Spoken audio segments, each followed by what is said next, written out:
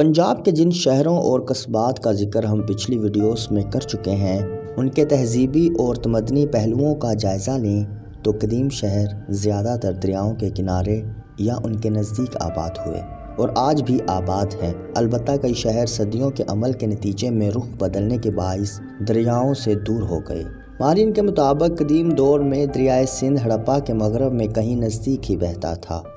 مزید تفصیلات جاننے سے قبل نئے آنے والے دوستوں سے گزارش ہے کہ ہمارے چینل کو سبسکرائب کر لیں اور ساتھ دیے گئے گھنٹی کے بٹن کو بھی دبا دیں۔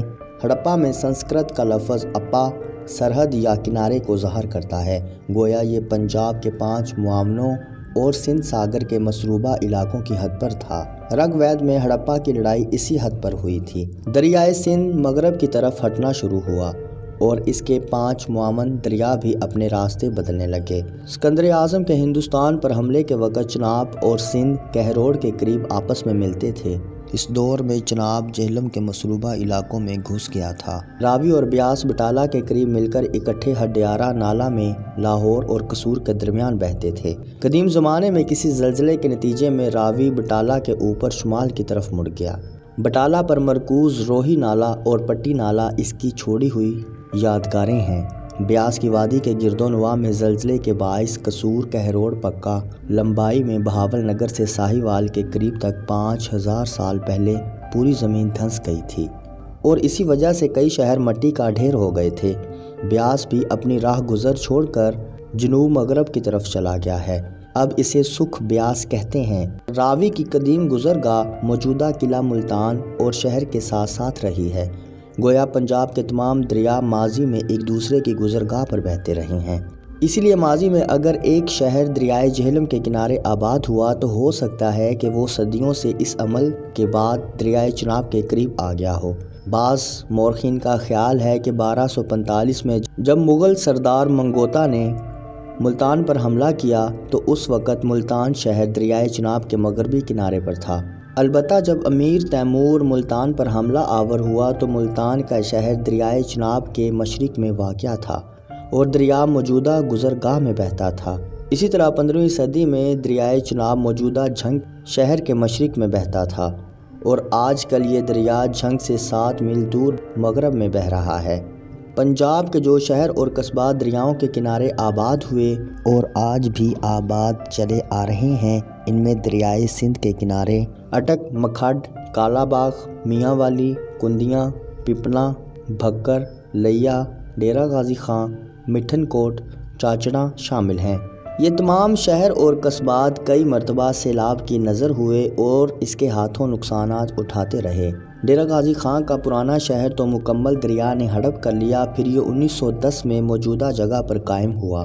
انگریزوں کے دور میں مٹھن کوٹ میں ایسا سیلاب آیا کہ اس کی تمام عمارتیں بہا لے گیا۔ اسی وجہ سے یہاں کی تحصیلی حیثیت ختم کر کے اسے راجن پور منتقل کر دیا گیا۔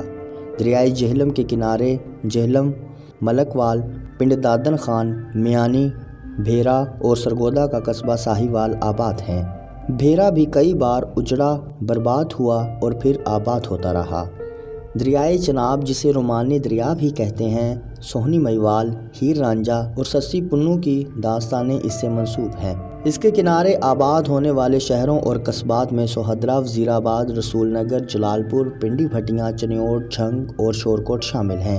لاہور، سید پور اور چچا وطنی راوی کنارے آباد ہیں۔ جب آمد و رفت کے جدید ذرائع نہیں تھے، سڑکیں پختہ نہیں تھیں، ریلوے ابھی جاری نہیں ہوئی تھی تو دریاؤں کے ذریعے تجارت عام ہوتی تھی۔ دریاؤں کے کنارے آباد اکثر قصبوں اور شہروں پر پتن ہوا کرتے تھے جن کے ذریعے مال کی آمد و رفت ہوتی تھی۔ دریائے جہلم پر میانی اور پنڈ دادن خان کے مقامات پر مشہور پتن تھے، یہاں سے نمک کی تجارت زوروں پر ہوتی تھی۔ جہلم کی لکڑی بھی دریا کے ذریعے سکھر تک پہنچائی جاتی تھی۔ چناب پر رسول نگر، محمود پور، چوچک کے مقامات پر پتن ہوتے تھے اور ملتان تک تجارتی سامان اسی ذریعے سے پہنچایا جاتا تھا۔ مغل بادشاہ اکبر نے لاہور کے مقام پر دریائے راوی پر ایک بہت بڑا بیڑا تیار کر کے دریا میں اتارا تھا جو ہزاروں من وزن اٹھانے کی سکت رکھتا تھا۔